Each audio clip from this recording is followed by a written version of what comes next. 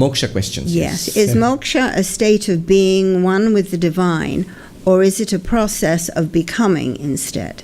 Is it a slow transformation that occurs with each right choice that one makes, or is it something that happens at the end of life?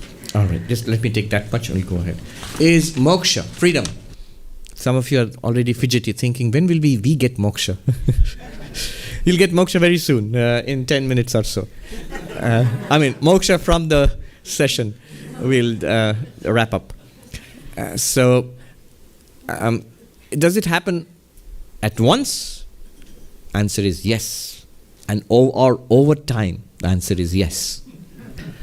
But in different aspects. At once, I was reading Vivekananda. In Inspired Talks, at least thrice he uses the word flash, and it is done. Before that, you keep trying, you keep seeking, you keep practicing. That takes a lot of time. But the actual process of enlightenment and freedom is a flash. It's done. A breakthrough. Then what takes time? What takes time is the initial seeking, and that can take years, lifetimes, or for some people a short time, like Ramana Maharshi. He tried once or twice and he made the breakthrough. But we will, as Vedanta, we will say that he has been trying for past many years in the past lives. So this past life thing is very good for bookkeeping. You can make all the accounts match. You can put it back to the past life. So one way it takes a lot of time. It's a slow process. Is building up to that breakthrough.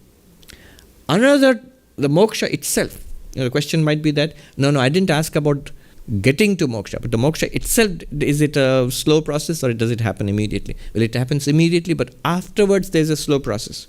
What is the slow process?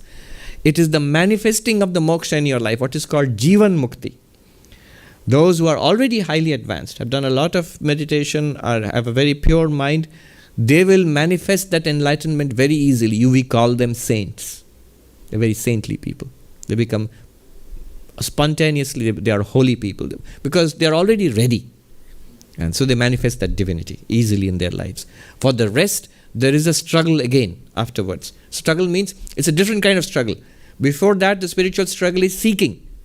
I'm seeking God. I'm trying to get self-realization, enlightenment. Who am I? Then you have found it.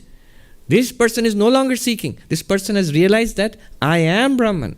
Or this person, if you are a dualist, you have found God. You feel the presence of God. It's no longer seeking. It's more like staying and living it.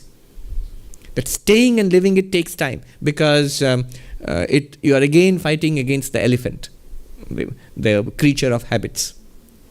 If the habits have been sufficiently purified by past spiritual practices, the manifestation is fast. What you realize, you live it. That's what Plato meant. To know the good is to be good. We immediately rebel. No, we know what is good, but we can't be good. Plato would say, weep that you say that. Because you are really messed up. The pipes are clogged. At one level is the intellect which knows the good. At the other level is the rest of our being which doesn't follow the intellect. Then that means we are messed up. I know what's good, I can't do it. Why not? Because that's our human condition. But Plato says something which seems alarming. That he says to know the good is to be good. Well, Vedanta would also agree. For the person who is sufficiently purified, to know the good is to be good. To know the reality is to live the reality. So in that sense.